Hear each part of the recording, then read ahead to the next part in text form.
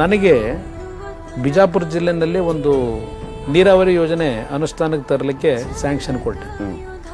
ಅವತ್ತು ನನಗಲ್ಲಿ ಕರೆದು ಒಂದು ಬೆಳ್ಳಿ ಸಿಂಹಾಸನ ಕೊಟ್ಟರು ಉಡುಗೊರೆನ.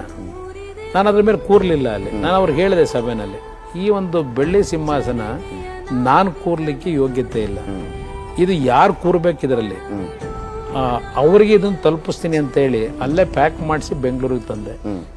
ಅದನ್ನು ತಂದಂಥವನು ವಿಧಾನಸೌಧದ ಮುಂಭಾಗದಲ್ಲಿ ಮೇಲ್ಗಡೆ ಅವತ್ತೇನು ನಮ್ಮ ಹೈಕೋರ್ಟ್ ಬಿಲ್ಡಿಂಗ್ನ ಫೇಸಿಂಗ್ನಲ್ಲಿ ಸಭೆಗಳು ಮಾಡ್ತೀವಿ ನಾವು, ಕಾರ್ಯಕ್ರಮಗಳನ್ನ, ಅಲ್ಲಿ ಆ ಸಿಂಹಾಸನ ಇಟ್ಟು ನಮ್ಮ ನಡೆದಾಡುವ ದೇವರು ಅಂತಕ್ಕಂಥದ್ದನ್ನು ನಾವೇನು ಗೌರವಿಸ್ತೀವಿ, ನಮ್ಮ ಶಿವಕುಮಾರ ಸ್ವಾಮೀಜಿಯವರು, ಅವರಿಗೆ ಕರ್ನಾಟಕ ರತ್ನ ಪ್ರಶಸ್ತಿ ಕೊಟ್ಟು ನಾನು ಮುಖ್ಯಮಂತ್ರಿ ಇದ್ದಾಗ ಆ ಬೆಳ್ಳಿ ಸಿಂಹಾಸನದಲ್ಲಿ ಅಲ್ಲಿ ಕೂರಿಸಿ ಅವರಿಗೆ ಪಾದಪೂಜೆ ಮಾಡಿ ಆ ಸಿಂಹಾಸನ ಅವರಿಗೆ ಉಡುಗೊರೆ ಅರ್ಪಿಸ್ದೆ.